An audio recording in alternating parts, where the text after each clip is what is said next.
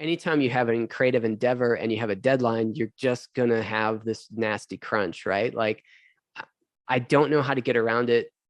I mean, there's ways to get around it. If a manager's giving you a dumb deadline, that's stupid, right? They should make realistic deadlines. But part of the problem we always had is that we were kind of making this problem for ourselves because we loved what we were doing. So we just kept adding stuff. And then it's like, no. Like, we actually have to finish this. Oh, but I want to add some stuff, And so we were always kind of making our own lives miserable because we just kept adding things in. And that's part of the passion that makes the project good. So it's like, if you'd strip that away, the game wouldn't be half of what it is. But at the same time, it did cost a lot of us a lot of our lives, right? It was just, I mean, I think all the gray in my beard comes from Portal 2. And it was tough. I mean, in the last 3 weeks, my wife literally was like, look, we're getting a divorce if you don't stop. And I was like, okay. And so I called the next day and was like, I can't come into the office. Left 4 Dead 1 was longer than that. There's a group of people that were, like 6 months or something. And Crunch was sometimes just like, hey, we're going to work Tuesdays and Thursday nights. Orange Box was kind of like that. And then maybe towards the end, it would be a couple months of more, or 6 days a week or something. But that was a lot of self-imposed.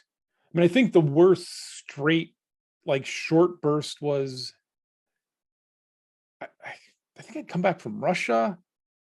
We were going to CERT, and it was like I worked a 16-hour day, and I still was jet lagged. And then we went to CERT, and I remember driving home in my car on the freeway and being like, hey, I'm in a car.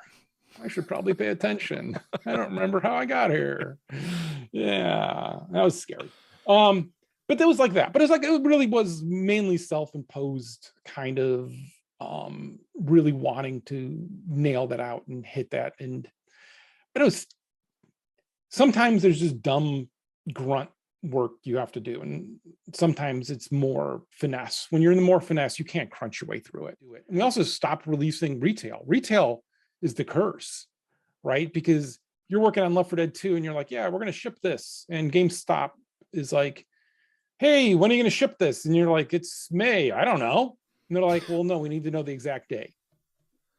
All right. And then you're like, okay, it's going to be November 18th. The minute you do that, you've created crunch, right? And so if you remove retail release, you remove that.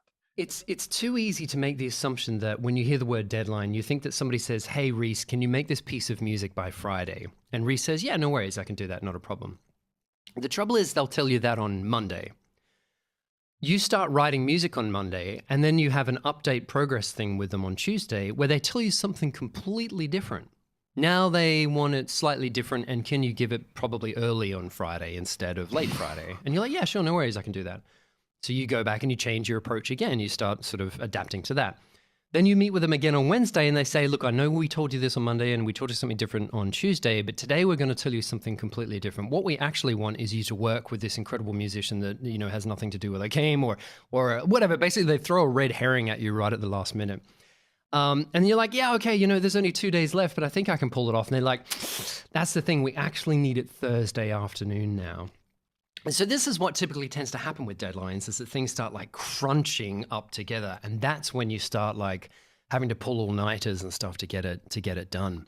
If we want to go into crunch stories, the worst I've ever done was 4 days straight. And I'm not even sleep. kidding. No, well, at the end I was napping every half hour just to stop the MIDI notes on the screen started to crawl across the screen. I was like, yeah, this is not good. What happened there is one of those sort of situations where it needed to get done in a hurry. And I had an international flight booked for the Friday. And so I couldn't delay it any further because I was going to be flying in the air for 20 hours or something like that. And then I was going to be landing into Las Vegas, of all places.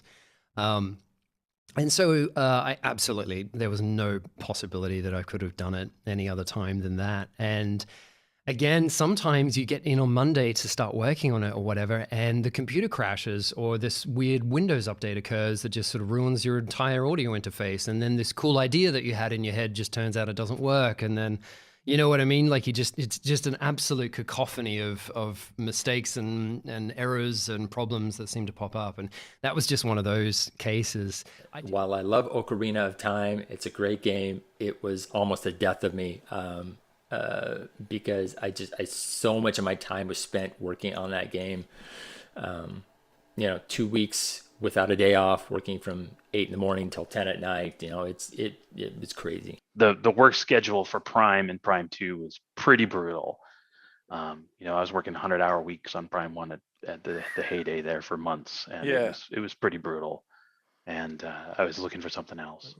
The last 6 months was pretty much mandatory overtime for the whole team.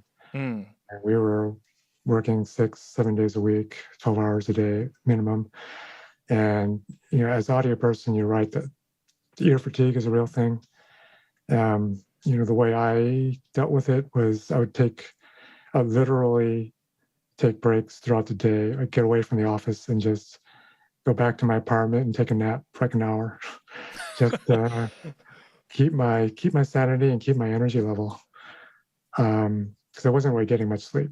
And my nickname at the studio was I was the Prince of Sleep Deprivation because I was there so much. So to help combat the ear fatigue and just general malaise in general, I'd go back to my apartment, take a nap for an hour, and go back to work and keep doing it. I had 2 times where I was there for 48 hours straight with 1 hour of sleep, and then like a couple 36-hour days. And for the last 9 months, we were pretty much there 24/7. At the end of that time, everyone was ready to quit, right? So we're done.